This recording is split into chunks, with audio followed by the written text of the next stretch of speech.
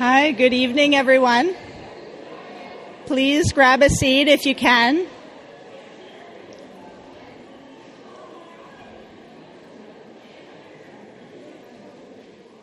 Hi, welcome. Oh, this is so great. I'm so glad we have such a full house for this. Can't hear me? All right, testing. Is that better? All right. Hi, so welcome. My name is Kathy Merchant. I'm the Minister of Community Life here at Canadian Memorial United Church and Center for Peace. Welcome tonight. We're so happy to have you. We are delighted that this event is in partnership with Women Wage Peace and also PLEDJ. So thank you to them for their leadership on this. So this church was built almost 100 years ago after World War I as a memorial church to honor those who died in war.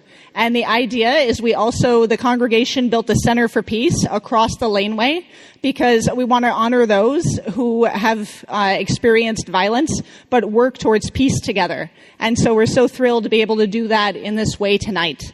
So welcome to this event. If you need to use washrooms, they're over in this area, so feel free to get up and use those. And we also have some tea and water over there if you'd like any. And so this is our second event in our Peace Talk series. We have a little team at the church that's part of Peace Talks. Our first event was at the end of October, where we welcomed the Other People, which is a multi-faith group that came and talked about their dialogue work together. And so this is our second event, and we're so thrilled to have this. And I just want to let you know that our next event is going to be next month on Monday, January 19th, in the same space at 7 o'clock. We're going to be welcoming the 2025 Massey lecturer, Alex Neve. So he'll be here next month for this event, so please come back and please help spread the word about that. And also part of what's made this possible is we received a $4,000 Provision grant from the United Church of Canada in order to help put on these talks. We are looking for a sponsor for the next year's series of talks. So if you or any organizations you're a part of are interested in these sort of events, please let us know because we'd like to continue these indefinitely in the future.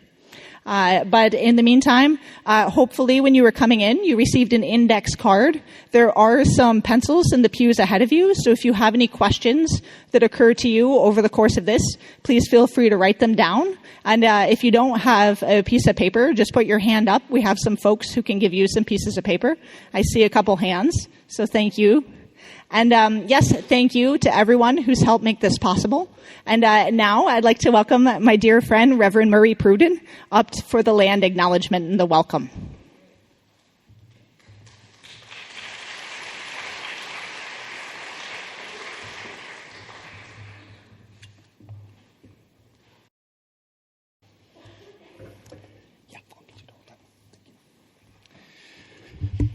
Good evening. Can you hear me? Okay, good. Dante, my name is Reverend Murray Pruden. I am a part-time minister with Lakeview Multicultural United Church here in Vancouver. I also work for Kairos Canada as the Director of Indigenous Programs. And I'm happy to be here. I'm Cree. I'm Nihil from Treaty 6 territory from North Central Alberta, from Goodfish Lake First Nations. And I also claim that I am a visitor here in this territory, in this unceded territory as well. When I first came to BC close to 9 years ago, I was always told by my family and by our teachings that we always present gifts and tobacco to those lands that we stand on. So when I was going to school at UBC, my first year, I got introduced to a group of Musqueam, and I presented them with gifts and tobacco and asked for their blessings to be and to live in their traditional territories, and they accepted. So since then, that's been my understanding that I have been welcomed into this area. And so we stand on the Squamish, the Tsleil-Waututh, and Musqueam territories, the unceded territories. And I do know that, with that saying that, I do know recently there's been some controversies going on with the governments and leaderships of all the peoples in Canada and within BC, with DRIPA and land rights and such. But let politics be politics, and let us be people, and let us live together. So part of my tradition is that we will offer a blessing to being here, a blessing to you all for gathering here in this space. And it's also a blessing that represents the respect of our ancestors, of all of us here today, and for the 7 generations that come after us. So what I do with our traditions is we burn our sacred medicines. And today I brought our sage back from the Alberta.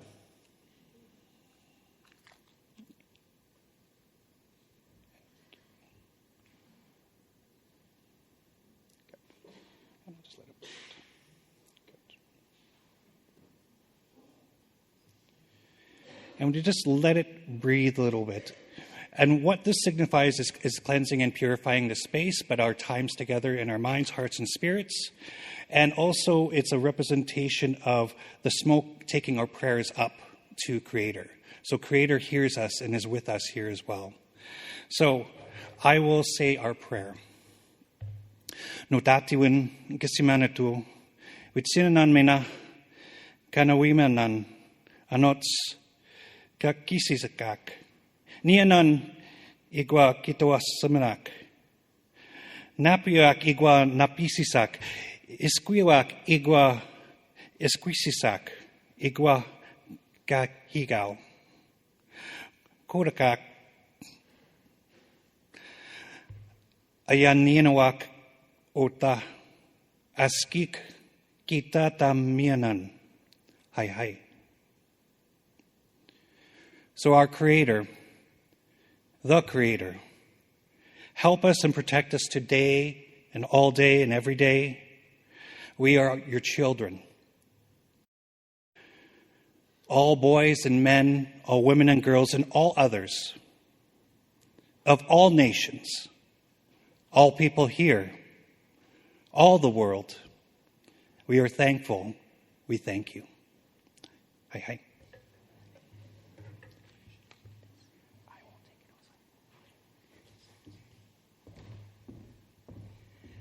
Thank you so much, Reverend Murray. And now I'd like to invite my friend Vicky. Oh, is it Henya? Whoever is supposed to speak next should come up and speak next. Thank you.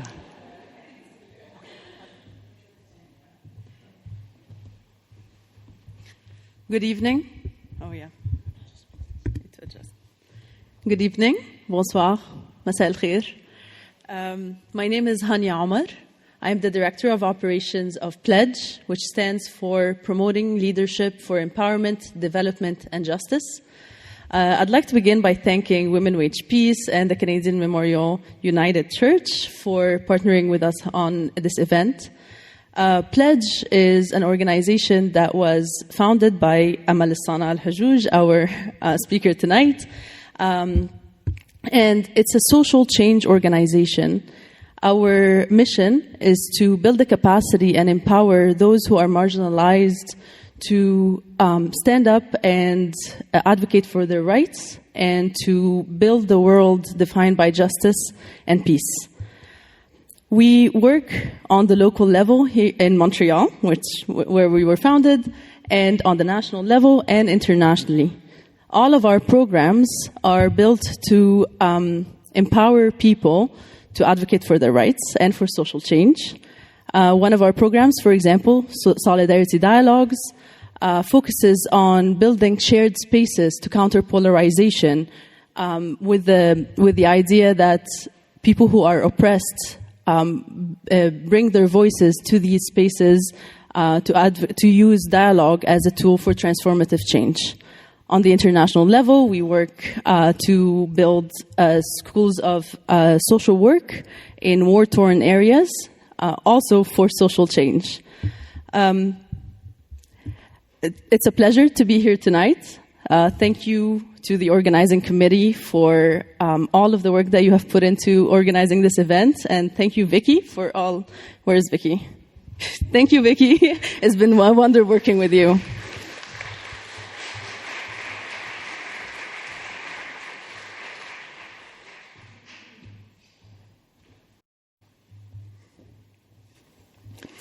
My name's Sally Thorne, and I'm a member of the Women Wage Peace Vancouver Regional Group that's hosting you here tonight. I'm also with my colleague Lynn Mitchell from Toronto, and you're going to hear from her in a minute. We're the national co-chairs for the Canadian Supporters of Women Wage Peace. Women Wage Peace was formed in Israel 11 years ago as a mechanism to raise up the voice of women in the wider demand for a country that was just, fair, and equitable for all, and a land in which peace was a priority. It soon joined forces with Women of the Sun, a Palestinian women's organization with very similar aspirations and visions, and the two organizations have partnered on such initiatives as the Mother's Call, a petition that has now been signed by millions of politicians, policymakers, ordinary citizens, and even popes. And it's a call by Palestinian and Israeli women from all walks of life, united in the human desire for a future of peace, freedom, equality, rights, and security for their children and the next generations. If you haven't yet signed it, you'll find information around this room, or you can Google it online.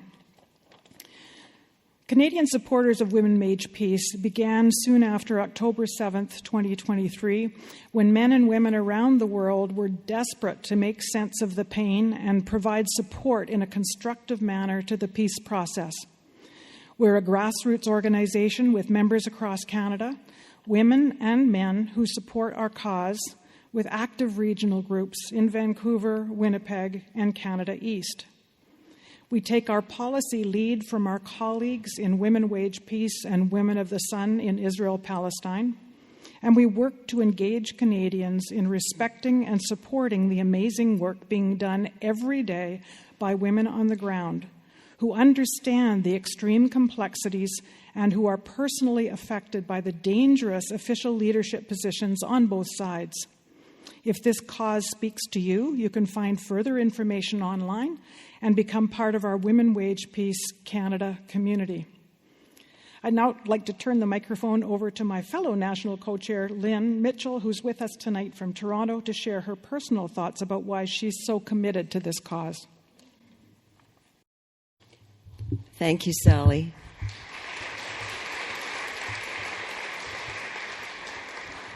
Good evening, everyone. So my name is Lynn Mitchell, and I'm a proud former Winnipegger who has lived in Toronto most of her adult life. As Sally said, Women Wage Peace Canada welcomes you to tonight's event.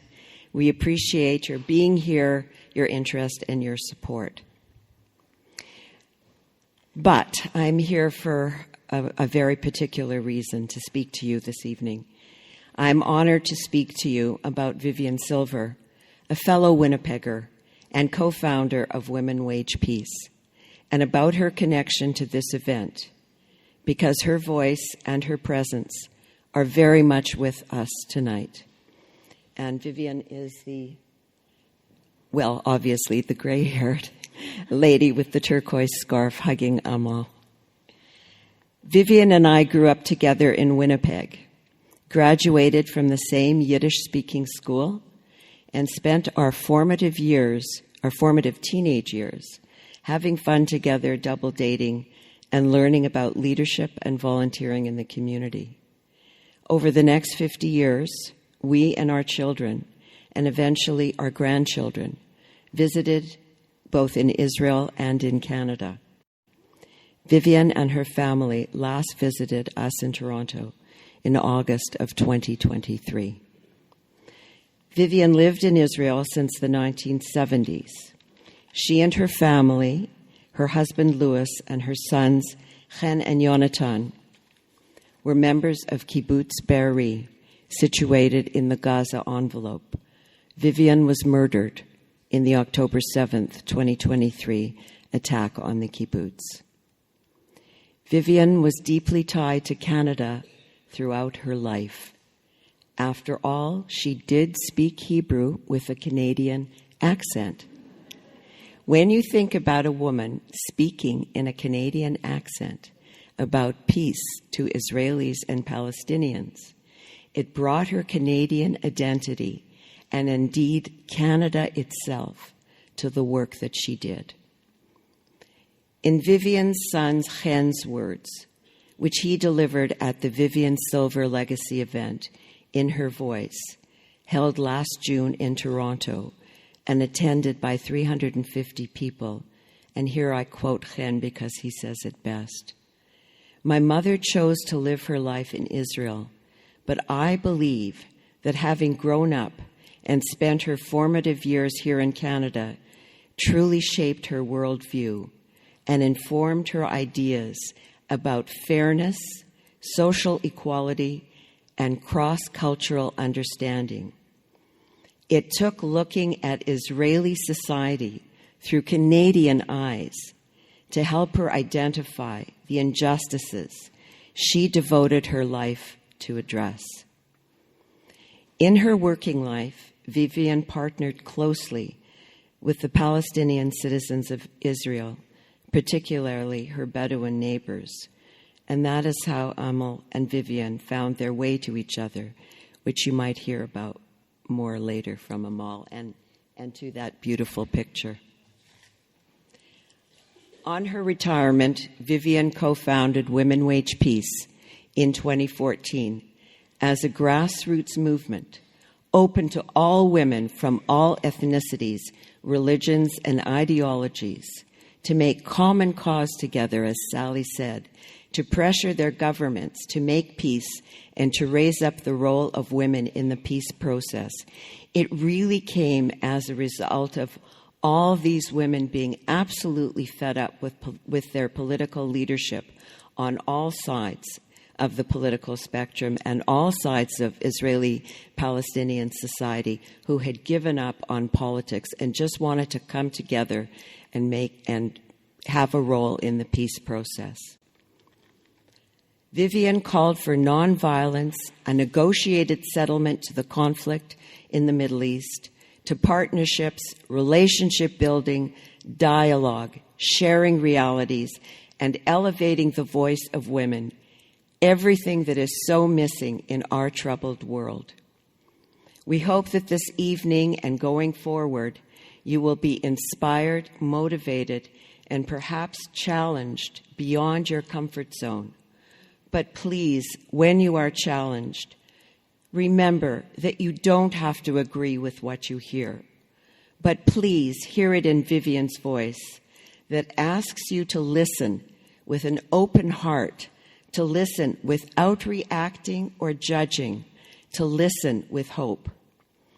We hope that you will work with us in Women Wage Peace Canada to support the work of Women Wage Peace and Women of the Sun in Israel-Palestine, and join with the Canadian Memorial United Church and Centre for Peace, and promoting leadership for empowerment, development, and justice with PLEDJ, to engage in dialogue, peace building, and all other activities that support respect and understanding between Palestinians, Israelis, Muslims, Christians, and Jews, indeed those of all faiths, here in this Vancouver community and everywhere in Canada. I'll leave you with Vivian's words. She gets the last word here from me. Spoken through tears at a workplace dialogue event between Palestinians and Jews in the Negev during one of the many cycles of violence involving Gaza, where I believe Amal was also present. I'm going to say it in Hebrew and then in English.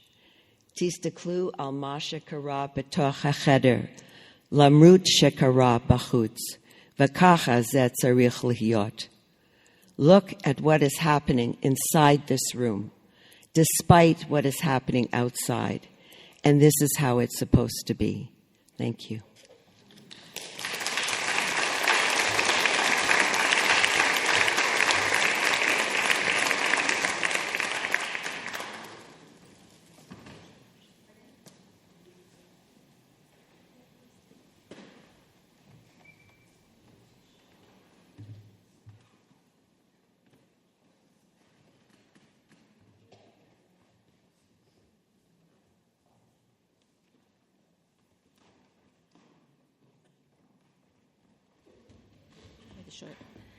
Can you hear me? Good. My name is Vicki Robinson. I'm work with Women Wage Peace, Vancouver. And before we do anything else, someone left this on the book table. If it looks familiar to you, please claim it from me later. I have the wonderful opportunity today to introduce you to these two amazing women. We're thrilled to be here with them, and we're very, very pleased that all of you have come to listen and to hear and to understand. So we'll introduce Aftab first. Aftab Erfan serves as the Executive Director of the Morris J. Wask Center for Dialogue and teaches at the School of Public Policy at Simon Fraser University. Originally from Iran, she is a first-generation settler. Her formal education is environmental sciences, fine arts, and urban planning. But these days she identifies primarily as a facilitator and dialogue practitioner. She holds a PhD in Community and Regional Planning from UBC and was previously the City of Vancouver's inaugural Chief Equity Officer. One more thing. I have to say that Aftab is cautiously optimistic about the future of humanity.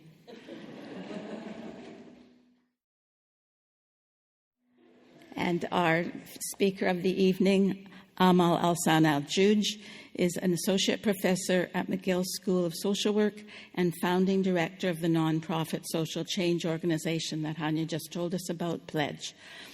Over the past 3 decades, Amal has led a movement for feminist, Indigenous, solutions-oriented community organizing and policy change advocacy, both in the Middle East and in Canada. She is the recipient of many awards, but one of my favorites is the Genius 100 Visionaries of the Future, and on a different level, the King Charles III Coronation Medal.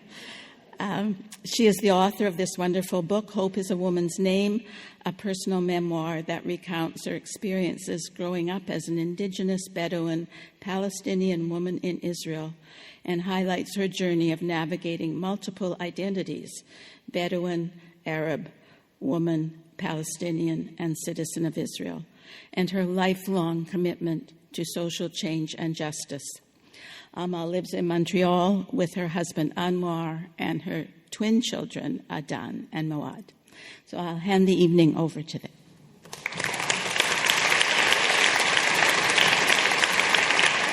All right. Vicki, thanks so much. That was lovely introductions, and thanks for inviting us. This mic still works. I hugged many people, so I think it was moved. It still works? Great. I want to say also that so my family moved here from Iran when I was 15, and I've basically never been back. And this chair is like the closest thing to my grandmother's chair that I think I've sat in for a very long time. So it feels very homey, even though we have this large audience in front of us. And it's such a pleasure to be in conversation with you. I'm a dialogue practitioner, so I really nerded out on this book and, wrote down lots of notes and did some, I think, like connecting of different ideas that came on the different pages. So I have a set of questions I'm going to ask in the next hour or so, and then we'll have also some time for questions from you. It's probably a good idea to write them down on those little pieces of paper that are passed around. We might also get wild and have a mic going around, but let's have those cue cards in case we need them. So maybe, Amal, especially for folks who haven't yet read this book, maybe if you could start by telling us what it means to be a Bedouin person. There's parts in the book when people are asking you, well, are you Bedouin or are you Arab? Or are you Israeli or are you Palestinian? So really the question is, what does it mean to be Bedouin? And what's the relationship between that identity and the state of Israel and the Arab world? If you can tease that out a little bit. Wow. Thank you. Thank you, Aftab, for this amazing evening with you. I really want to thank our host family, Elizabeth and Stephen, for hosting us in your home and in your heart. I want to thank my friend Vicky and her team for organizing this amazing event together with the Pledge. Last time I was here, it was August, and we were talking about this at 7:30 in the morning because we didn't have time to meet, and this was the only time. So, and we are here, so I'm grateful for this amazing opportunity, and I want to thank every one of you who's here and for being here and willing to hear, even if some parts of the conversation will push you out of your comfort zone, but we trust that you are able to swim in the murky waters. And Lynn, thank you for reminding me how it sounds, the Hebrew in a Canadian accent. It brought tears to my eyes. That's Vivian. Thank you for bringing this voice again and again. Yeah, so this question is a very long question, and I will try to really shorten it as much as I can. So Bedouins are not, it's not a nationality, it's not a religion, it's a way of life. It's when you live in a desert and you rely on herding sheep and farming. And as an indigenous, you are very much connected to the land, and the land is the main source of your life. So before Israel was established, we were 100,000 people living in that south area of the Naqab, in Hebrew Negev. And after Israel was established, we were only 11,000. The majority of the Palestinian Bedouin were expelled, flee to Gaza, and I'm sure everyone now knows what's Gaza and where is Gaza. Some flee and expelled to Jordan, and others to other parts of the world.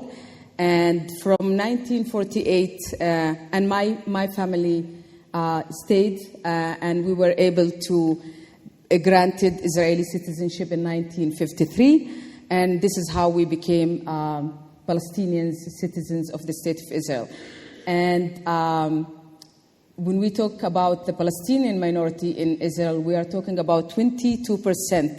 This is a very big minority, Palestinian minority living in Israel. We are making 1,008,000. And when talking about the Bedouin community, we are still talking about people who are living in what we call the unrecognized villages. These villages exist before the State of Israel was established, but are still lack of recognition. If you buy the map in Tel Aviv, when you land in the airport, you wouldn't see my husband's village on the map called Awajan, and 32 villages like Awajan are not recognized. And when I say these villages are there and not recognized, means that these villages have no water, no electricity, no roads, and even no address. So when you have your Israeli ID, the name of the village is erased, and instead of that, it's the tribe's name. So you have no connection to the land, and that was made in purpose. So when talking about one of the biggest, I would say, issues facing Israel internally today is the relationship and the land ownership that we claim as indigenous to the land, and Israel still not recognizing that. And we're talking about 82,000 Bedouin who still live in that area without any recognition.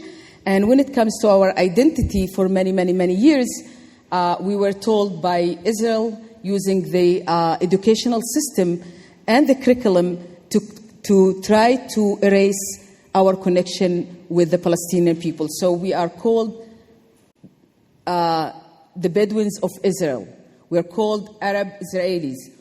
And there was no mention to our identity as Palestinians. And that was also made in purpose, that connection with our families in Gaza, our connection with our families in West Bank is erased, and trying to build Israel with a new Arabs, a new Bedouins.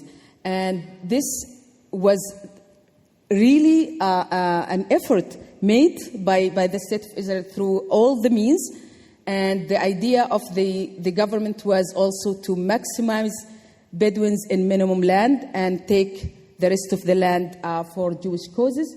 And if you hear in the news every day, the practices in the Bedouin community that we face on a daily basis is house demolition, uprooting the olive trees from our farms, making sure that we have no connection to the land. So these are some of the policies as a Bedouin that we are still facing in the state of Israel. And when it comes to our identity, we are living in an identity crisis. As when we travel to Arab countries, they look at us and they say, "Oh, you're Israelis." When we travel to when we are with Israel, they say, "Oh, you are Arabs," and you are trying to, really live and coexist with all these parts of your identity. Because when I look at myself, I really don't want to give up on these identities. I am trying to find ways that all these parts of my identity coexist together, because I feel enriched by all these components. I don't feel that one part is coming on the expense of other part. So if this is the way we look at identities, instead of looking at them as silos that we are jailed in, I am sure the world will be a better place. But identities are used to create politics of fear, politics of identity, refugees against the host communities, white against black, and it's up to us how we want to view our identities and how we want to defend our identities from these politicians who are using these identities to divide us and control us. Thank you for that. Thank you. I didn't realize we were walking right into identity crisis with our first question. But yeah, the nuance is really interesting. I mean, there's also parts in the book when you're in the Jewish community and they're asking you if you're Bedouin and Arab, and they're like, just say you're Bedouin. That's a little bit easier than being Arab. Like there's this kind of deciding in what situation, what part of the identity is safer in a way to bring out as well. Exactly. Let's get to your amazing achievements and out of the identity crisis for a moment. I lost track of all the various things that you have created. You really have been so prolific and creating new realities, new traditions, building a new library, social enterprises, NGOs, movements. There's one time when you're told you can't hold a class in the school, so you're like, can we hold it at the masjid? Can we go do it at someone's tent? Like just finding ways to do things. I loved also this example of you teaching at a school, and it's sports day, but there's not a lot of like sports equipment at the school. There's not basketball hoops or something. And so you come up with a donkey race as the main event, and all the children like decorate the donkeys, and they have this donkey race. And there's something in this act of creation that seems to be parallel to something that you articulate, which is that you could be a defeated people. You could be a people who feel victimized, that they can't do anything. You can be an oppressed people who are angry and trying to take something back. Or you could be a proud people who really have, take pride in the donkeys. Take something from what's theirs and celebrate that. So I'm kind of wondering, what is the creative material you're working with as you're building these new realities? And how are you drawing from your indigeneity, from your identity as you do that?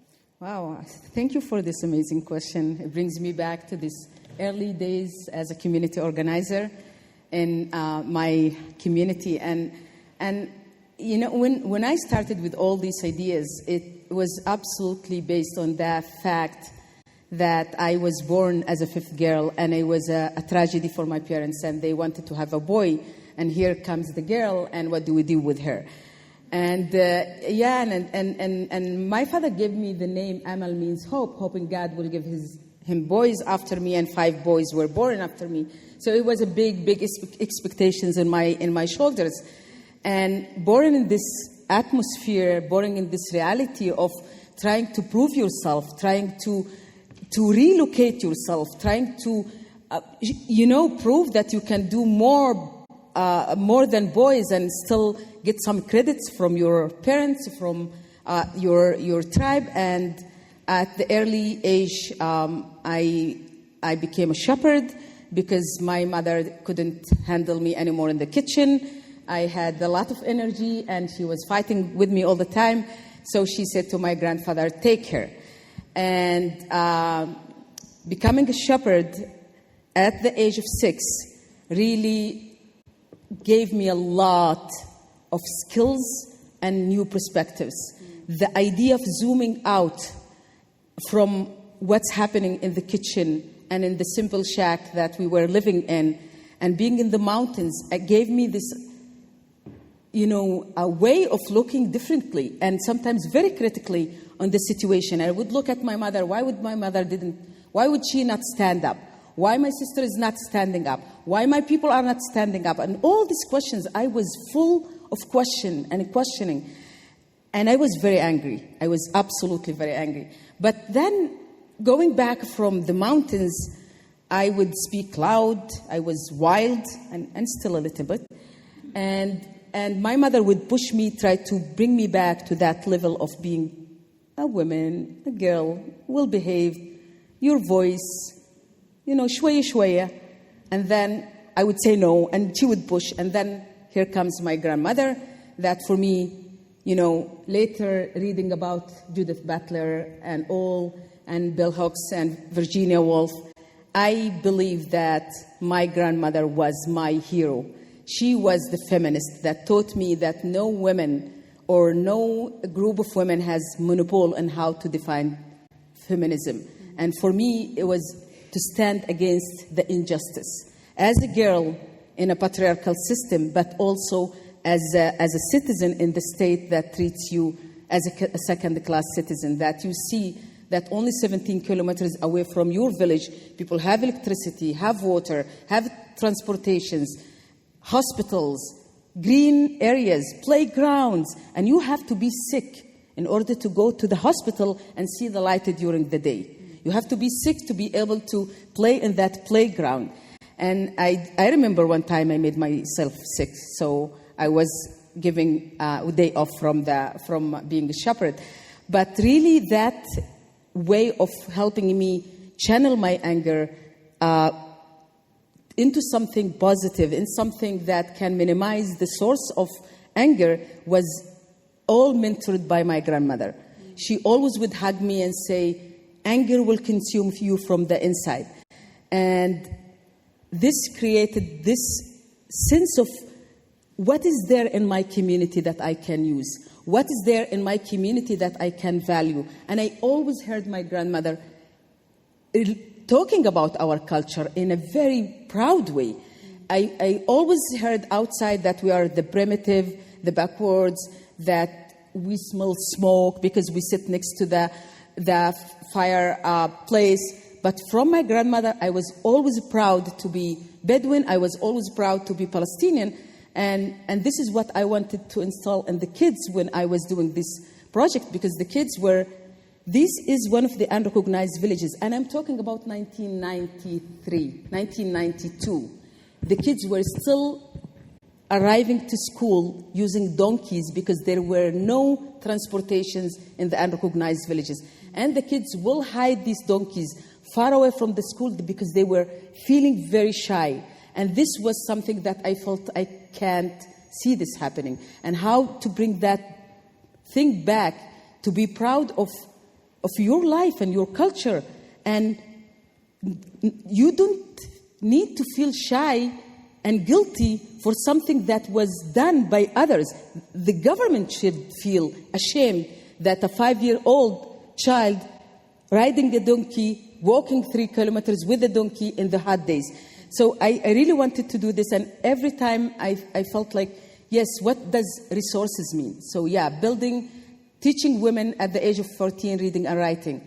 I absolutely took my mother's tent and started teaching women reading and writing. And everything I wanted to do was really in the communal space, believing that the resources are in our communities. We just need to flip them up. We just need to leverage them. We just need to reclaim them and see them as resources and not something that reminds us of being the backwards people, being the primitive, being that. Yeah, that makes sense. Yeah, and I feel like there's such a gift in that, and there's also there's something in your attitude that's like, you're not going to give me the resources. You don't want me to get that thing. I'll get it without the resource. Like, I'll find my own resources. I have my own resources. I don't depend on anybody. Exactly. And the kind of anger that you're talking about goes sort of hand in hand with that. Yeah.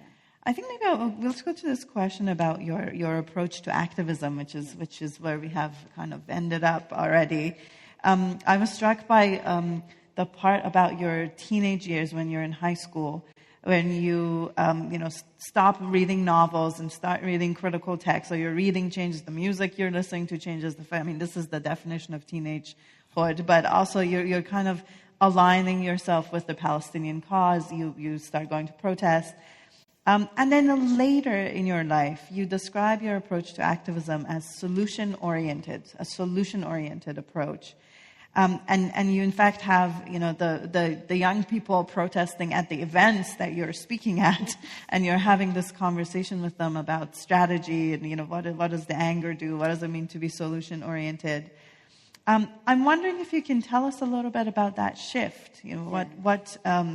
How would you describe that evolution, and how do you feel about that evolution? Yeah, I would call it evolution and not a shift. I agree with you. It came with time. And I think, yes, as a teenager, I was absolutely very angry. I was angry because also I didn't know how to channel my anger, and also because I felt the injustice in my body, and I didn't have enough skills to try to find solutions. And also at that age, I didn't want to learn Hebrew. I didn't want to learn the language of the enemy, and I was in the jail at the age of 14. I was detained by the Israeli police. And I remember the Israeli, one really played as a nice cop, and the other one was really very tough. And the nice one said, you can serve your community in a better way. As an educated girl, you can serve your people. What if you do the demonstration and tomorrow you will be in the jail, and what benefits your people will gain from that? And it's not only him. Going back and knowing that my father is very angry at me because what is it that you are doing? You are putting all of us at risk because there is collective punishment, and my father might be detained because of my actions. Our house might be destroyed because of my actions. And he was talking about this idea of, if you want to serve your community for the long run, you need to save yourself from these actions that might destroy you. If you want to do the change for the long run, you need to make sure that you are protected and you are there to do this work. And the shift happened in 2000. That exact moment, 2000, during the second Intifada, I was organizing women to demonstrate against house demolition, and I took the women to Jerusalem, to the Knesset. And the first week, they all joined me. They were happy. The second week, half of them. And the third week, none of them showed up. And I felt like, what is happening here? So I went back, as usual. My community and my way is consulting with the elderly. And I asked Ahmed, and I said, what is it that we don't have water, we don't have electricity, and this is what we are fighting for? And she looked at me and she said, Al-Eid ma bitnatih al-makhraz. The bond can't fight the needles. And looking at the power structure in Israel as a group of people that we don't have any power, and you are calling us every day to come with you in these demonstrations, and look, we don't have water, we don't have food to put on the table. And that moment I said, how I'm going to create a strategy that complements policy change together with services. So a strategy that will provide water to the village, but at the same time use that project that provides the water to advocate and bring the government to recognize this project as something that they will put money into it. And this became my approach, and this was something that I was able really to change some policies in the Israeli government, especially around early childhood, women issues, and we were able, through AJIC, the Arab Jewish Center for Equality, Empowerment and Cooperation, to create more than 92 frameworks for the early childhood in the unrecognized villages. So in terms of my values, these are the same values. Justice that always becomes before peace, and you can't have peace without justice. But it's really changing the strategy, changing the way of looking at things, because you don't want to lose your people by only doing the classical advocacy, because they don't have the long breath.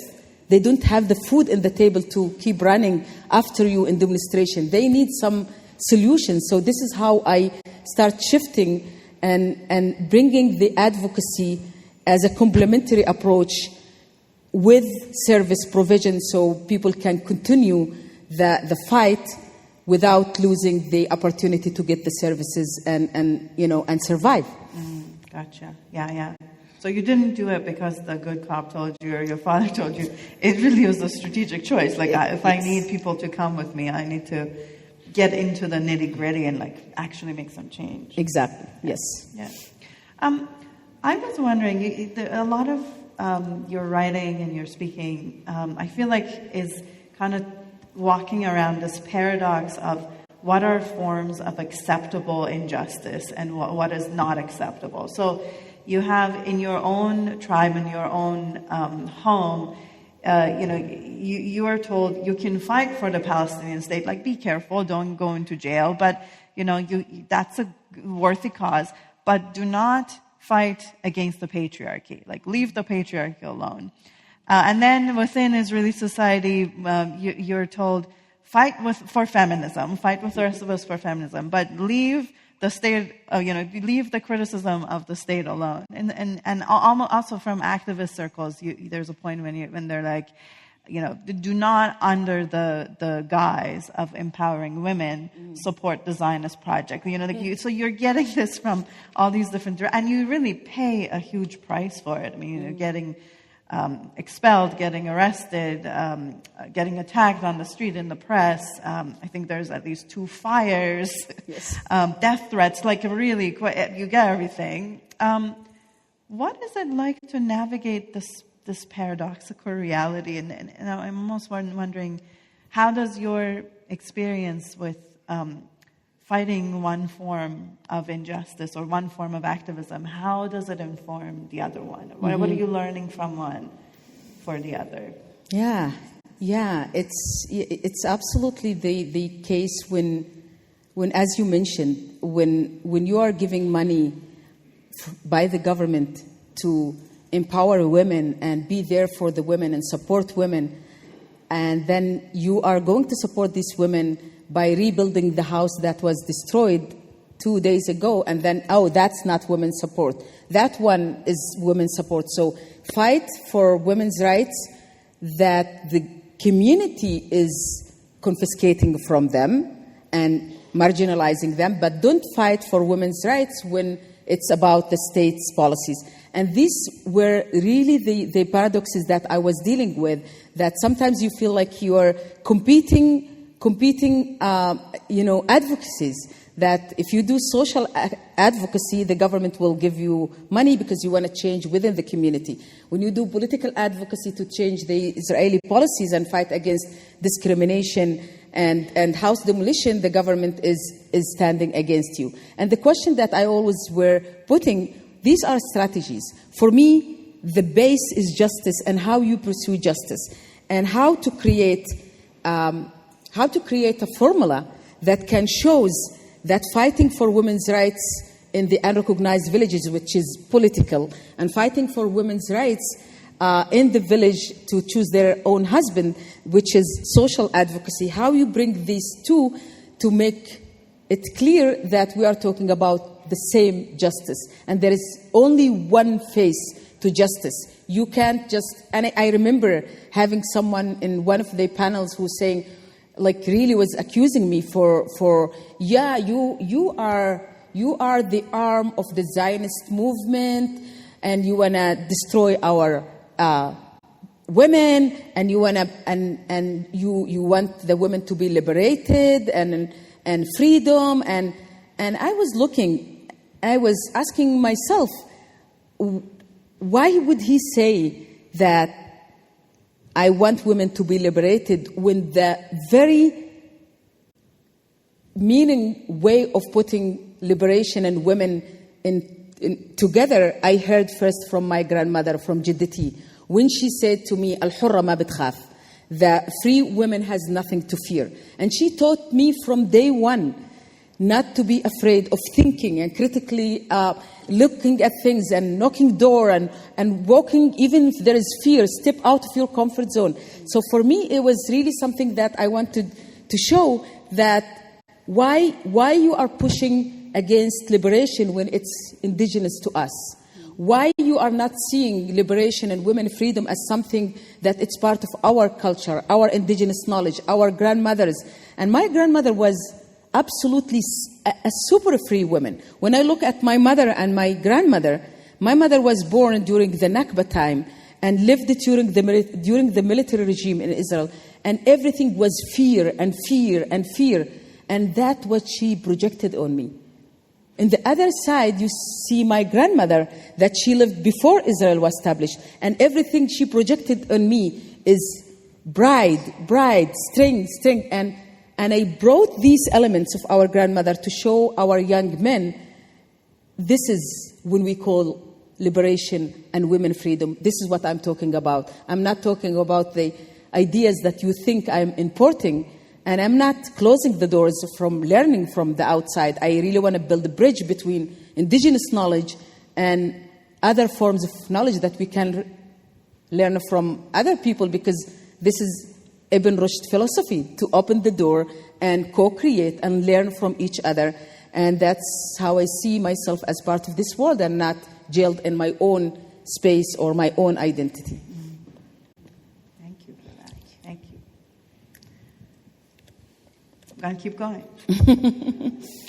I'm going to take us to a moment in the book that was very memorable for me, and others who've read it, you might recognize this moment, is when you meet a person named Hannah.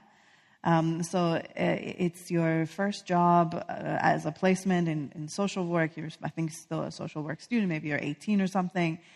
And you get your first gig at like a nursing home for mostly Jewish elderly folks. And so you meet Hannah, who's, I think, in her 80s. And the scene is very touching because there's something about, like, she can't quite look up if you're sitting next to each other. So you actually, like, get down on the floor so you can have eye contact with her. And she starts to tell you her story. And she's a Holocaust survivor. And so she's telling you stories of what happened to her family. And you keep going back day after day. And she fills in the details of the story. I'm just going to read this one little paragraph. You said, "The stories forced me to confront the ideology I had been given, the one that I carried around like a badge of honor. Before this point, all she knows of Jews is that they're bad. Like that's kind of the ideology she's growing up with. I came to see that the truth wasn't so simple. Hannah and I never discussed politics. We only told stories. Stories are the only way to see the human face, the personal experience behind enemy lines. History can't do that. Only a story can." Anyway, you want to expand on that would be great. But my question was, how does this approach to story shape your approach to dialogue? Yeah, because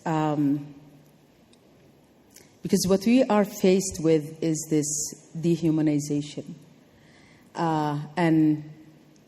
and forgetting the people behind the human behind the names or the identities and the colors. And that was when I was 19 years old. That was my first year in social work. And I'm still that angry, very angry, young adult. And meeting with Hannah was an opportunity for me because I, as part of the Israeli system, we learned the Holocaust. We learned the Jewish history. We never learned the Palestinian history. So I was familiar with history books. And I never connected because I was so angry. And I read it as I'm reading a history book. And I never felt, anything. I wasn't, feeling for.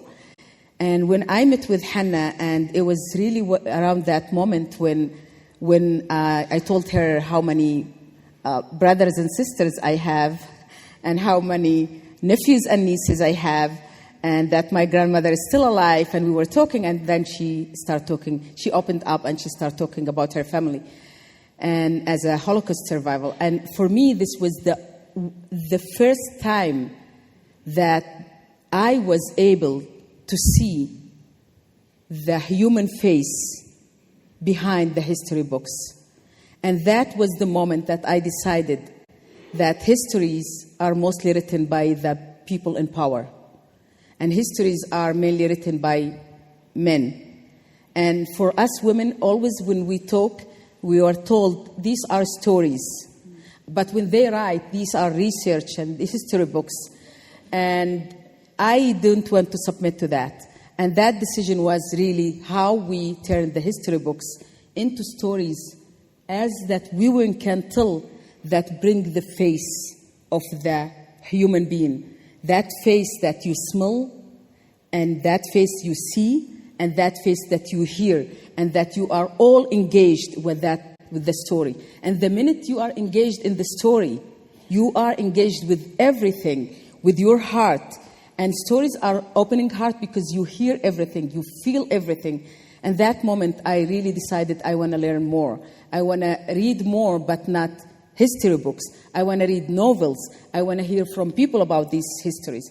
And I think what we are encountering these days is that how much history books, media, and all these forms of telling us what's happening in the world is dehumanizing us.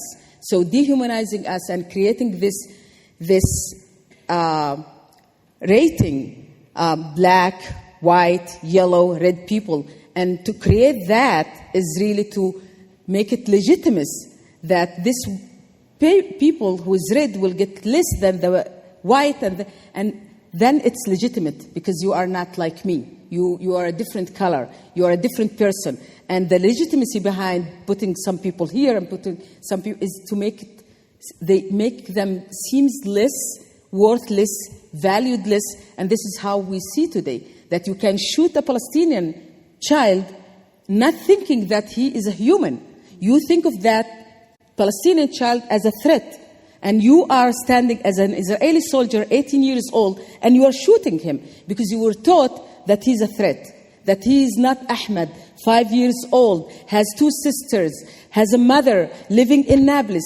All these elements are dismissed, and the only thing you see is that person who belonged to this group of people that they want to chase you, that they want to kill you. So when you look at all of this is what we are facing today. That dehumanizing, taking away the stories of human and telling the story as human beings. That's exactly what happened today when you look at what's happening in Gaza and you're still feeling that there are people who will see there is no innocence in Gaza. There is no humans in Gaza. And you hear this from human beings. You hear this from educated people. You hear this from ministers. And you ask yourself, how? I can't, as Amal, to ground myself during this last 2 years in a place where I needed to ground myself and remember that I'm a human before all of these layers of identity, one layer after the other, is to look and see the news and see the news from Al Jazeera to Arutz Shtaim to Arutz 24 Al Arabiya, everything, and look at the hostages' mothers and look at their eyes and look at my people. I lost 47 members of my own family in Gaza. And someone like me, my heart was shrinking that I wasn't able to see the pain in certain moments, but I needed to remind myself. I needed to bring myself and ground myself back in that place and say, I want to still see everyone. I still want to see the pain. I still want to be human and not forget because of my pain that people in any conflict in the world are people. Children are children. Mothers and mothers. And that's what I'm calling us as people. Think about this. Think about this. Don't submit to one narrative. Listen to everything and then sit with yourself, with your values, and ask yourself, is my position grounded in values of justice? Is my position that I'm taking or that narrative that I'm adopting is grounded in humanity and justice? And when you are able to answer these questions to yourself, you will be ready to start the dialogue. You will be ready to push yourself out of your comfort zone and be in that discomfort zone, because that discomfort zone that will teach you. And we run away from it because we don't have skills. It's not familiar. We lack the knowledge how to navigate the murky waters. And it's very easy for us to say, oh, I want to be in this side or this side. There is no sides. There is no right or wrong in the middle. Wrong is wrong. Right is wrong. There is no middle place. There is no middle ground. When a child is killed, starvation is taking place, women are murdered, this is wrong. And if we can't stand up and say it loud and clear, then I'm questioning our humanity. Then I don't know if I'm still having hope.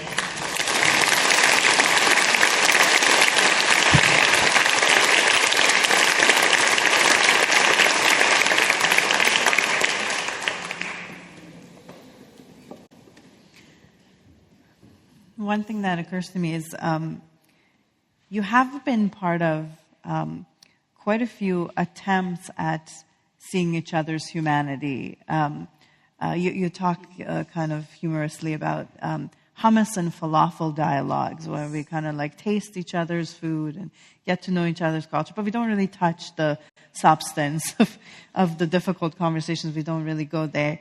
Or the dialogues that are all about display of suffering, people telling the stories of their suffering and feeling ashamed for causing suffering, like that's kind of the vibe.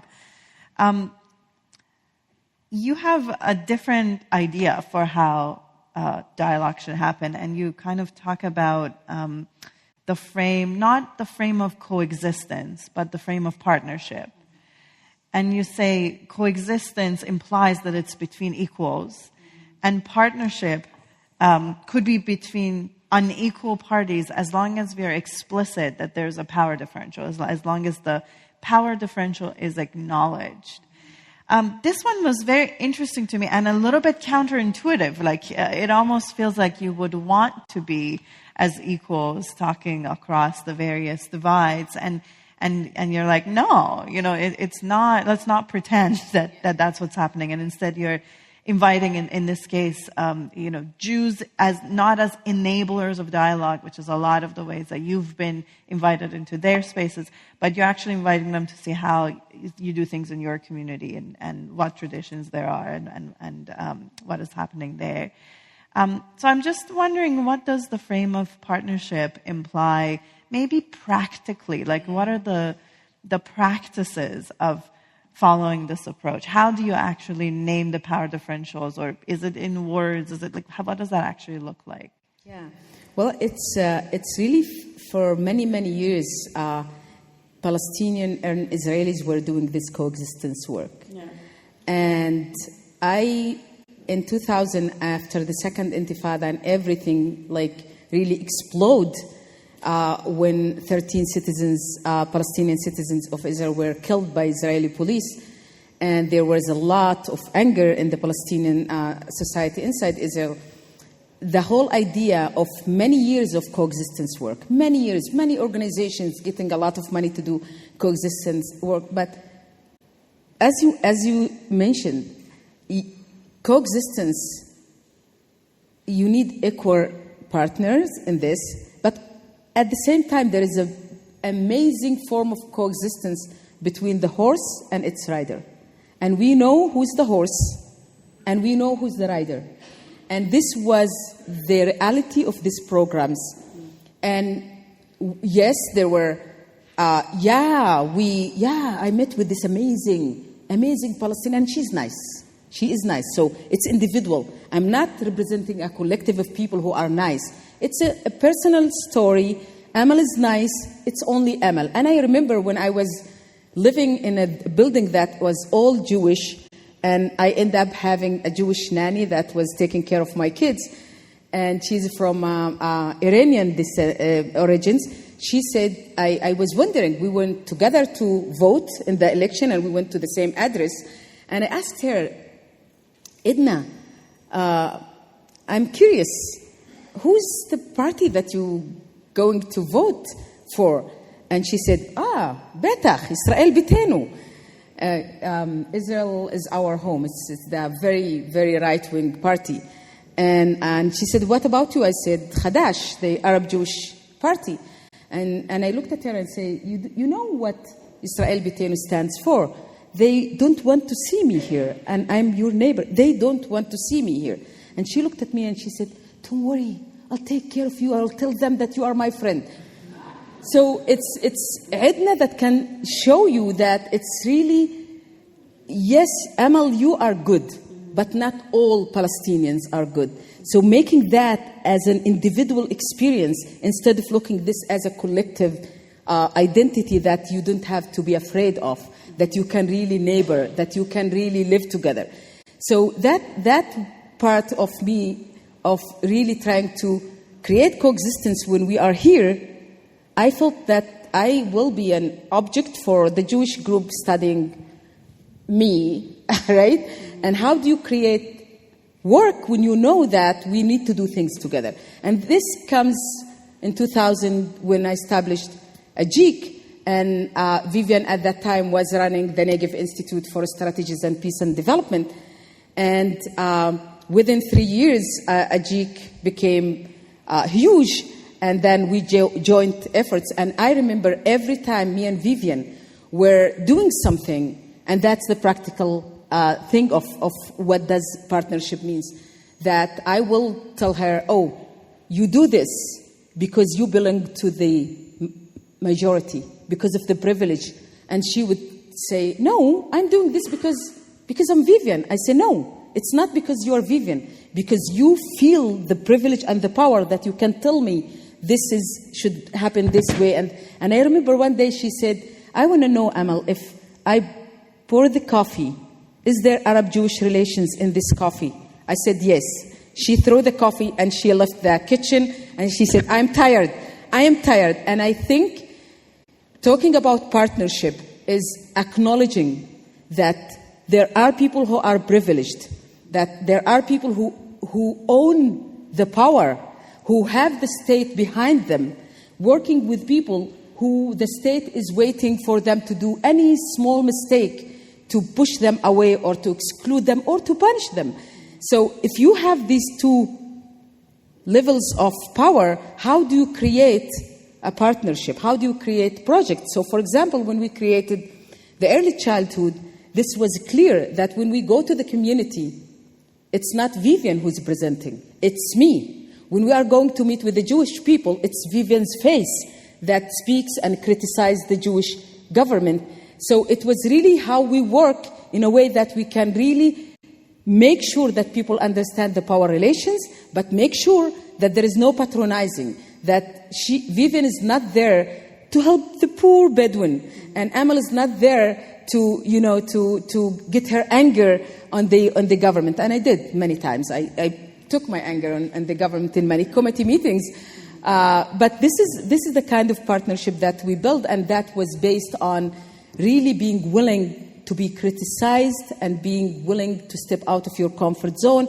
Being willing to really question your identity and what is it that you are standing for. And our relationship really were built and strength based on that courage of both of us to fight until the evening and cry and leave and call each other and say, but we have a project that we still need to work in it. And we will continue crying and fighting and discussing while doing the project together. And that's the courage that I'm talking about. And I do believe in feminist leadership. I do believe in us as women that we absolutely capable of bringing justice that based on the ethics of care, that it's always dismissed in the process of justice. We women can build the relational justice, because sometimes when you think that justice exists in the courtroom, there are broken relations that needs to heal so you can enjoy the justice. You can't enjoy the justice when you are broken, when the trauma is there, when the pain is there. And I believe that we women can bring this ethics of care, relational justice, as a basis of building peace. And that's what my experience with Vivian in bringing work together was all about. Lovely. Thank you.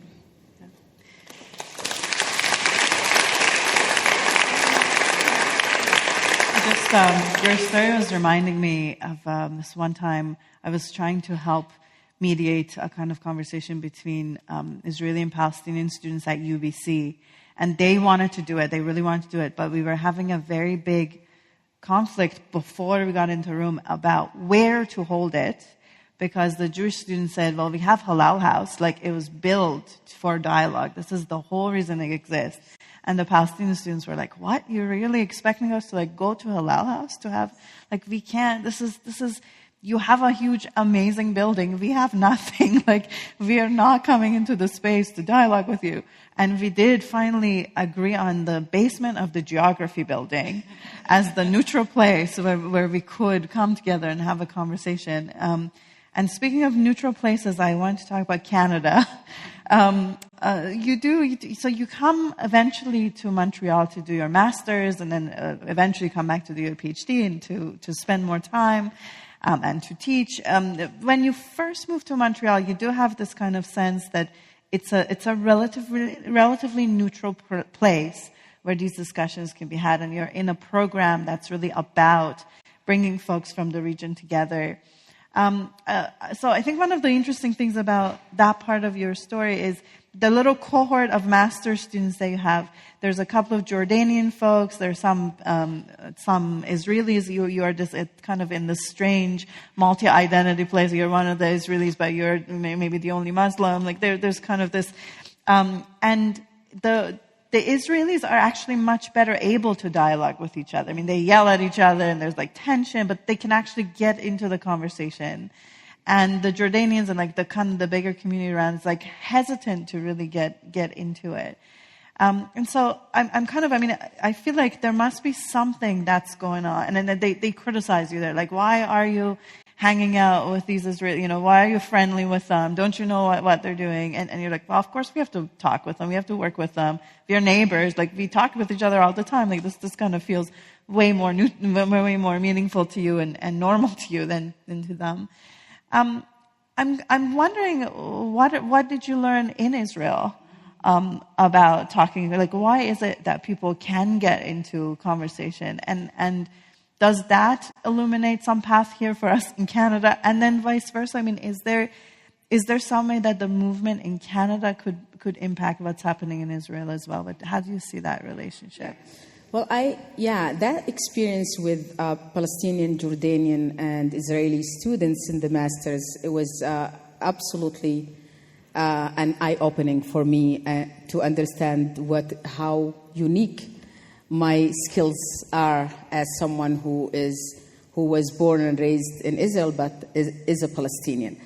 And I remember seeing how me, Noga, and Mirav were able to fight and scream at each other. And then when the voice was really not easy, I remember the Jordanian said to me, "You are not polite." And I said, I think I am chutzpanit, and that's the chutzpah. And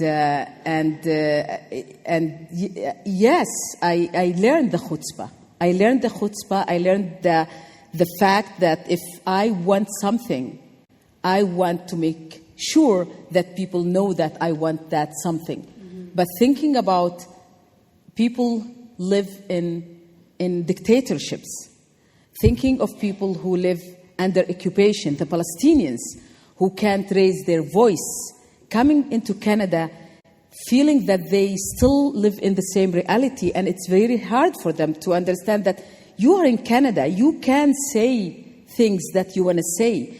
You are not in Jordan, you are not in Nablus in the West Bank, that if you say something, you will be detained without even a court. And we have million examples of this, that people were taken from their houses only because they said something against the policies of Israel. And having these two groups coming in, having this experience of not being able to speak up, and looking at me as someone who would always, and I saw that, always I would sit in the first line in front of my professor. And my English was so zero. My English was basic, and still I sat there looking at him, and they will sit in the back. And I would tell them why, and they was like, why? He will ask you a question now. So he will ask me a question. I will say, I don't know. But that place of I don't know is so shameful to say as a man, remember? Men knows everything. And they destroy everything because they think they know everything. And that was the part that I felt like having them come and giving them a new experience, zooming out from that place of pain and suffering, but at the same time understanding that you are not there. You are free now to think about what is it that you want to do to serve the communities there. And this implies today's, when you see many Israelis, that they adapt the Israeli propaganda 100%. You are not there. They might say it this way because they live there. You are not there. You are here. Think freely. Think critically. Don't buy this propaganda just because you heard this in the Israeli TV, just because you heard this from Ben Gvir or Smotrich. And that's what I'm calling the people here. Be brave to be able to support the people there by rethinking what are the stories that we are getting from there. And this is what needed. Canada is polite, but not always we need politeness. Sometimes we need to stand up for what's wrong and to give up on that politeness. I'm not saying disrespect, but a little bit to say it's important to stand and to translate the Canadian values. You can't talk about justice and not do anything while people are starving in Gaza. As a government, you can't let people kill each other and just watch from distance. And then complain Palestinians are coming as refugees. Of course they will come as refugees. If you don't want them to come, no one wants to leave their homeland and to become refugees. I work with refugees. You want to help them in their own places. Be there for them if you don't want them to come to the country. But this is something that I don't understand why we here can't send every day 3 letters, sign petitions, and say to Carney, do something about this. Do something about this, because history will judge us that this is happening today and we are not doing anything.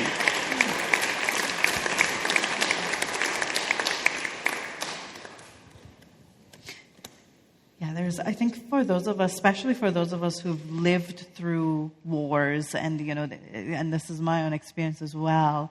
I mean, I'm often in spaces where someone will say, well, it's not safe to talk about things. And I'm literally like, are there bombs falling from the sky? Like literally nothing is happening here. We're like having a conversation that's uncomfortable. But yeah, we have the kind of the luxury in a way to have critical conversations here. Yes, and that reminds me of that in 2009, it was a war. And we were asked, and I was still there in Israel, and we were asked to close the offices, and schools are off. And I went home, and I said to myself, if the organization that we established is not going to be there during these days, why we are doing the work we are doing. And I called Vivian, I said, we are doing a workshop tomorrow with all the Jewish and the Palestinian Bedouins together to talk about the war. And we need a consultant and a facilitator to come facilitate that dialogue. And I remember that the president said, no. You will destroy the organization. I am not with you in that. And then we came together and we invited the 22 staff members to that space to talk while the rockets and the Apaches are on our heads. Yeah. And we did it. We weren't safe, but we did it. Yeah. And I remember a Jewish member on the staff said, Ani mikaveh sheyisrafut Gaza. I hope they will burn Gaza. And the Palestinian Bedouin female said, every time there is a rocket, I pray that it will fall in a Jewish Israeli person and kill him. That was in that space. We were called by the president and said, told you kick both of them out of the organization. I said, I'm not going to kick anyone. We created the space for the people to talk. And if we are not able to hold that space, even if things are so difficult and might be racist in ways and might be, but these are things, are people walking around with them.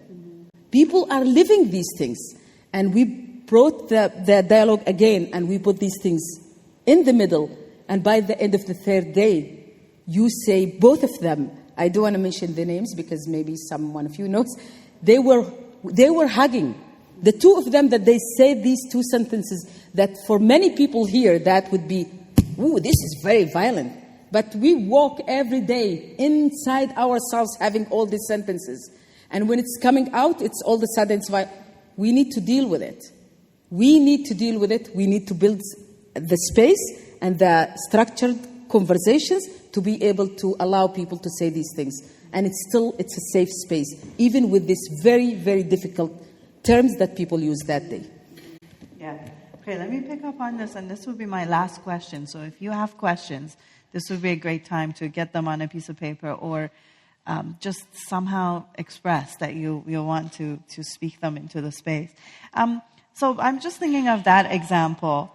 And yes, I think you're right that in many of our kind of dialogic spaces, we would say, well, our line has been crossed. Like you have dehumanized someone, you've said that somebody should die. And we would call that hate speech. And, so there's this conversation about boundaries often in dialogic spaces. And I noticed that you have, you're not that into boundaries, really. You kind of have, of course, your whole life in some way is about pushing boundaries and challenging boundaries. In your social work practice, that there's a whole challenge of kind of blending the professional and personal boundaries. There's also this section in the book, actually, just let's read one other piece from the book, which is your grandmother's conversation with you, Jedati's conversation with you. And I think this is, you and your sister have found a book and read a book that you're not supposed to read, or she has some kind of problem with. And so let's see, where can we start reading this? She brings a piece of paper, your grandmother. She turned the paper to the clean side and drew a long, straight line. Do you see this? Basma nodded. This is the border of our tradition. She then drew a second line parallel to the first one and very close to it. Do you see this one? Yes, Jedati. This is God's border. Make sure you never cross either of these lines. You must walk in between them.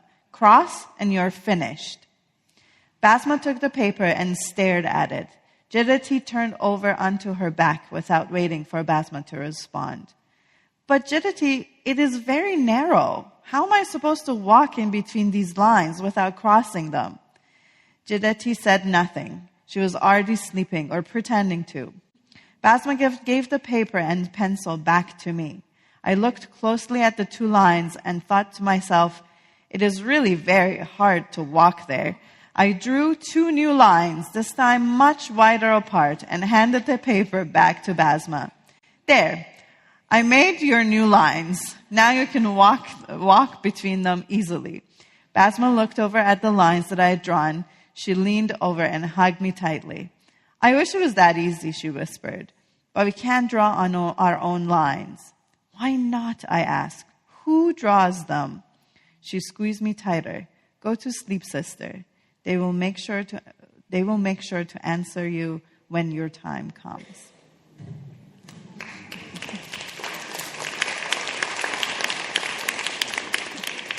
So the question, if you want to speak to it, is how do you think about navigating those lines? How do you navigate boundaries or don't? How do you do it in your life?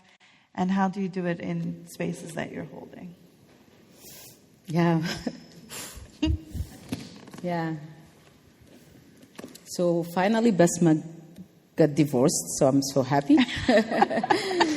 Yes, yeah, and this is my eldest sister, and she's my hero. And yeah, at that incident, I was grade 1. She was teaching me how to write my name, and she was in mid-school when this happened, and all my life was around these boundaries. And I sometimes will do this just to expand them a little bit, but not to break them, especially when I want to maintain myself on that space. So with my community, most of the work I did was like this. Trying not to break, because the minute you break it, you are out. And I wanted to be with my family. I wanted not to lose the connection, the warmth, the family. And I found that it can be done. It can be done, and change doesn't have to be overnight. And I'm there, and there will be another generation that will build on my work, and there will be another generation. So I felt that there's no way that I will break something that in the minute I break it, it goes like this. I break it, I'm out, then it will close, and khalas. And then what's the change that I'm creating? So in many ways, these boundaries that were put in my community, I was able to navigate with the idea of what I want to do. Like, it's exactly when I talk about activism today. When people are saying, I'm very angry, I don't have the patience to hear all this propaganda, and this is... I hear you. It's legitimate to be angry. I understand this. But you ask yourself, what's your goal? You want to open people's heart. You want to bring more people to the movement. You can't bring people to the movement by anger. You can't make people listen to you by doing this all the time. And this is what I did with my community, because when you care, you use strategies and ways that make people open, and they want to listen to you. If my mom was someone that I would tell her about my radical feminism at that time, she will kick me out. And she would say, I don't want to listen to you. But I always find some parts in my traditions, I linked it and gave the same meaning of what I want to achieve, and I presented it to her. And then she would say, oh, this is amazing, this is us. Because if the change is not owned by the people, they will never, ever walk with it.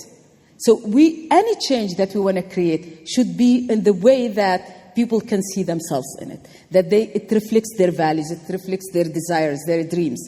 So within the community, I was mostly doing this, except of marrying my husband. That's a story that you can read in the book. But with the profession of social work, I did this, because I was told by my supervisor that I can't help that woman because she's living in the unrecognized village, and we can't provide services, governmental services, to the unrecognized villages, and this is the code of conduct. And I looked, what code of conduct? If I am driven by justice, what does code of conduct when this woman is suffering and there is no one is helping her? What does that mean, code of conduct? And always code of conduct are serving the legal system of that state. And if that legal system is not recognizing my people, I wouldn't submit to that. So I did. I went, I took the girl from the family, I brought her to the hospital with knowing the risk that I'm taking, knowing that I might be even killed doing this, kidnapping the girl together with her mother on the back of the father and bring it to the hospital and then the hospital needed to call the police on the violence that we saw. So for me, many times boundaries are for the privileged. It's not for people who are suffering or people who are in the marginalized side of societies. So, and I hear the students when they say, oh, we need to self-care and boundaries. I tell them, yes, but I want you to think about this. What does it mean? Who is served by putting these boundaries? Is it you as a social worker or the client that you are trying to help? On the expense of whom? And this is why it's really negotiating these boundaries all the time, and not to submit to them as something written in stone. Yeah. I think you call them keys, you know, Yes. like they're not like rigid boundaries of what you can and cannot say. Yeah. But there might be an agreement about how you're speaking that actually unlocks their ability to speak with each other. Exactly, because when you say ground rules, rules are there to be enforced. And with the marginalized, when we talk about dialogue or peace, the language is different. The marginalized don't talk peace. When we say peace talk, it doesn't resonate with the Palestinian people. I want you to know that. What resonates with people in Palestine is freedom and liberation and dignity and self-determination. These are the concepts that people would listen to. But peace is an empty word when there is no justice. So we need to make sure that when we talk this language, we ask ourselves, with whom are we talking? When we talk about dialogue, what does that mean? We are bringing the marginalized voices to the space and validate them and acknowledge them. So it's really very important that we use the right language. And when we put the solidarity dialogue model, and Hania and me were talking about ground rules, again, we are using the Western language and we are using the rules as if there is a system of power imposing something. And we said, no, we are not going to call it rules. We are going to call it keys for honest, brave, productive conversation. And these keys are created by the participants of the dialogue, and they are the one who decide how to sharpen these keys and when to use these keys during the dialogue. So this is exactly what I meant by we need to think of the language not as only a technical thing. Language is identity. Language is power relations, who say what and when. And if we are not aware of these things, we speak a language that no one want to listen, and no one can feel like, oh, peace will grant me that I will not be in the checkpoint. So I was talking about this with the Palestinian group, and I said, I want you to see peace in that way, that you are not going to have any checkpoints.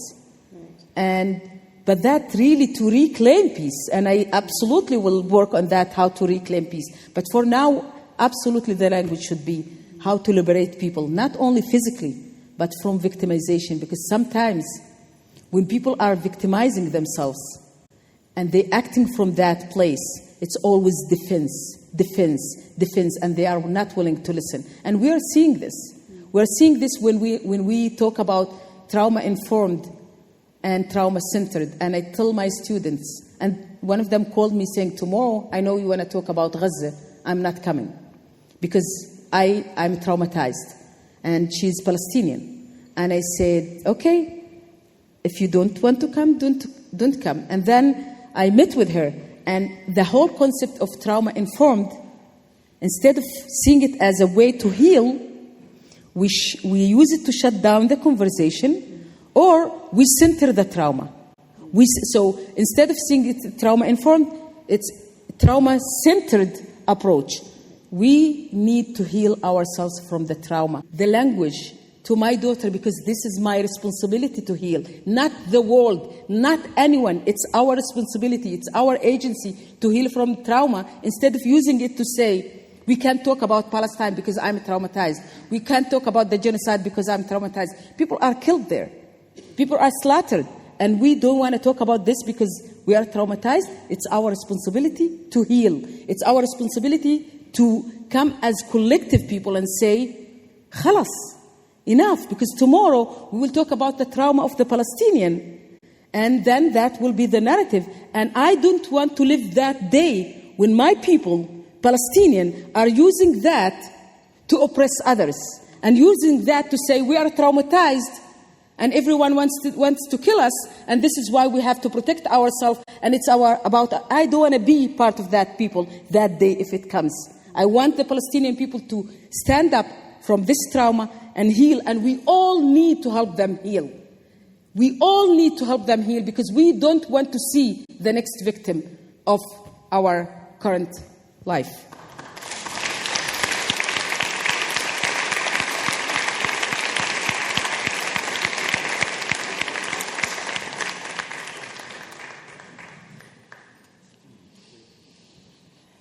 So wonderfully said. Is there questions out there? Yes, there's some questions out there. Thank you.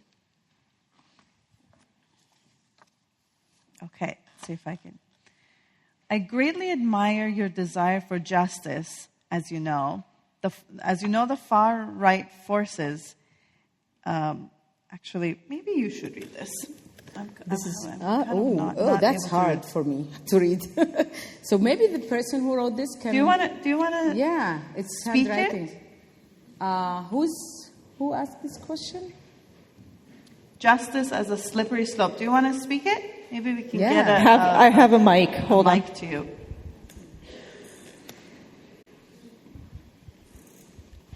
Can you come closer because I want to see. I want to see you. It's dark. Can you see me? Hear me? تعال شوي. Maybe in the middle. Yes, perfect. Okay. Thank you so much for coming here, for your courage, for your heart. I greatly admire your use of the word justice, which you came to quite often. And as you may know, now in Israel, the far right is using that same word, justice, invoking that word as it calls for the death penalty. My question is, what does justice mean for you? You mentioned beautifully relational justice. As a former prison chaplain, we often talk about restorative justice. Mm-hmm. And I wonder if there are parallels there. I'd love to hear more about your thoughts on what exactly is justice. Yeah, thank you for this question. And I want you also to look at what's happening when we talk about narratives. Many times, look at Trump using freedom of speech. Trump is using that. And does that make freedom of speech a bad thing? We need to reclaim it and give it the meaning that we understand it. And not to give up on concepts that used by structures of power and oppression and give up on these concepts. Because these concepts meaning that all people share the same rights. All people share the same rights. Everyone is entitled to self-determination, equality, and dignity. And if people are lacking these things or confiscated their basic rights, then justice is not in place. So many times we feel like in the movements, if the words or the concepts or even the color, I remember the settlers using the orange color as a symbol for them to resist the disengagement in 2005 and 2006. I dressed all orange and walked out. I said, this is my color. And justice is for the marginalized. Justice for all the people who were always in the place where their dignity is violated. Their self-determination was violated. So when we come from that place of all the people share the same rights, this is when we talk about justice. Whether Ben Gvir is talking about it, if he's confiscating our narrative, let's reclaim it and free it from him.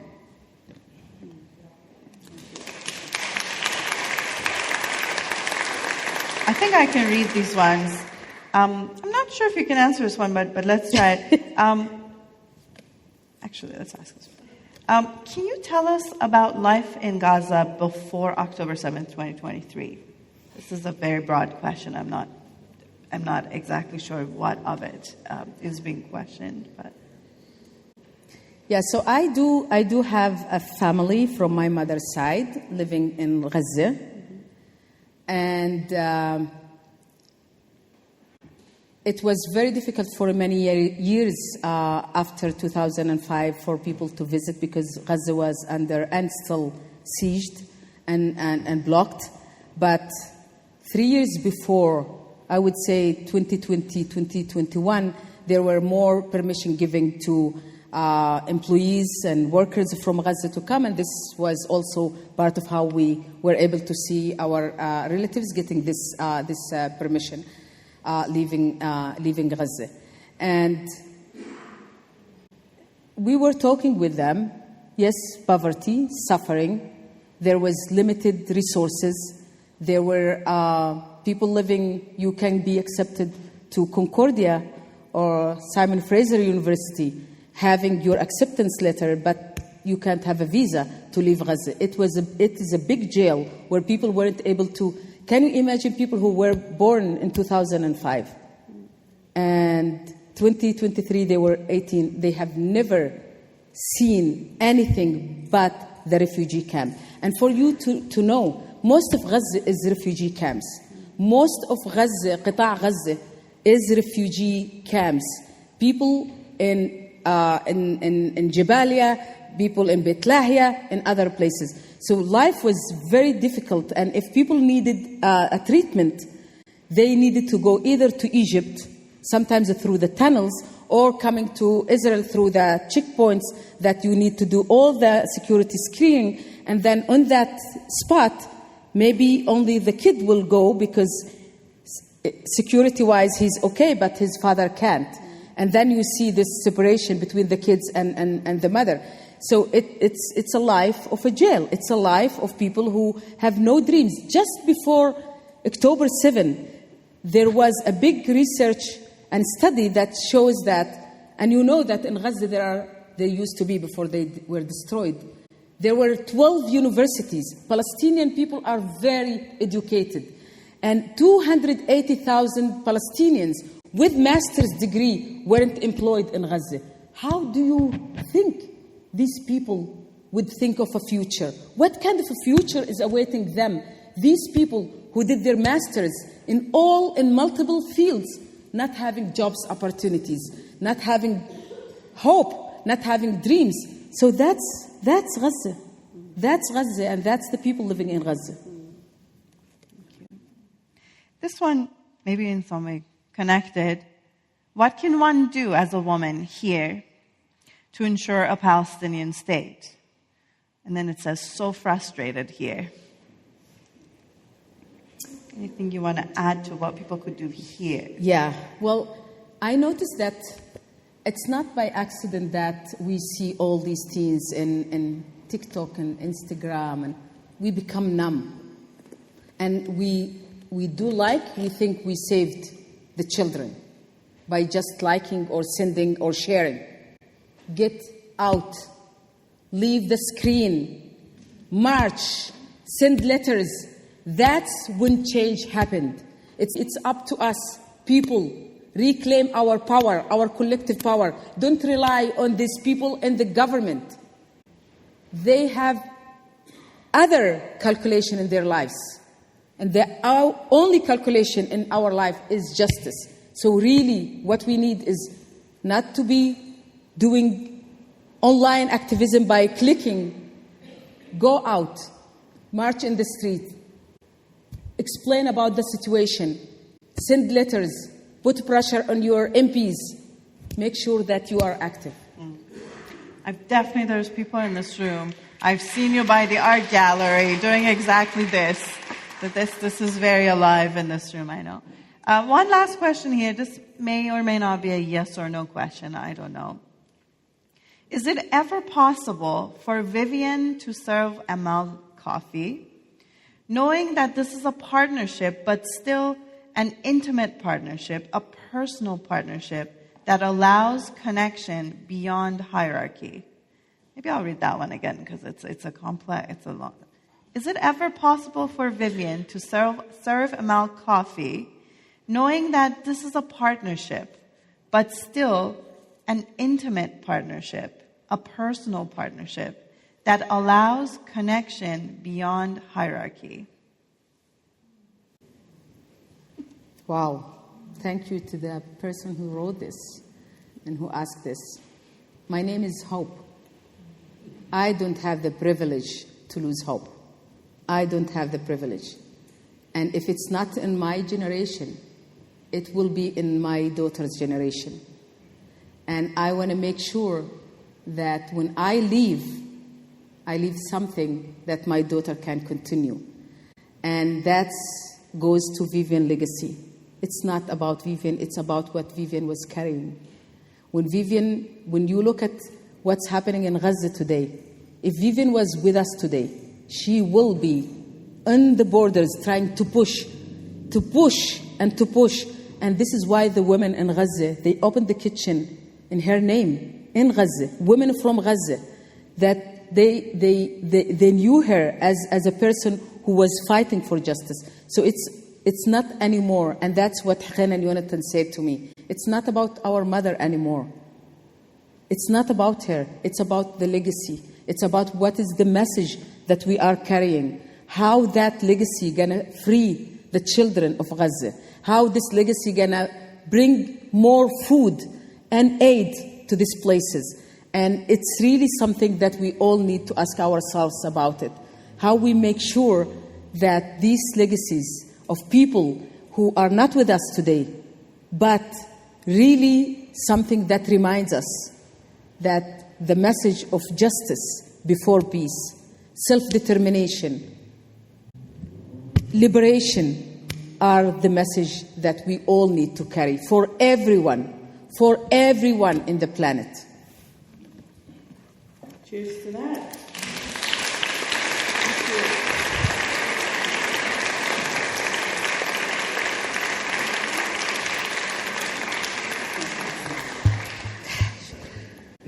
My name is Jane Heyman, and I am also a member of the BC Supporters of Women Wage Peace.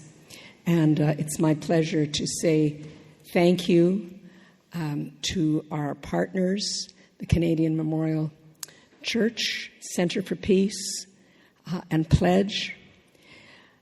I want to thank all of our volunteers, too many to say thank you to individually, but everybody who said yes when we reached out and asked for anything. I want to say thank you to all of you who came out on this cold, blustery night. I hope that this has been as special an occasion for you as it has been for me. And I hope that, I know it's late, but I hope that when you leave, you talk to whoever you were with or talk to people who couldn't come and share with them what your experience was tonight. Maybe stick around for a few minutes, talk to other people in the room, maybe talk to people you don't know, because this is such an amazing beginning. And Aftab, I want to thank you for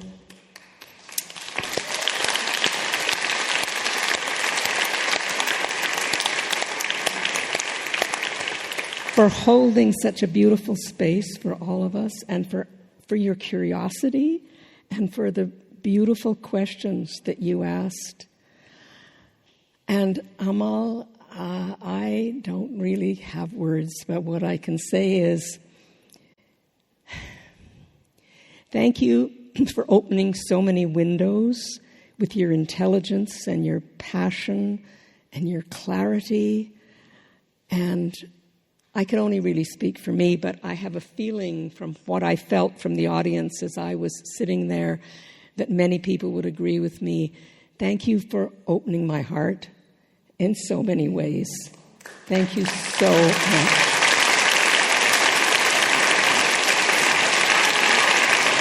This has been so special.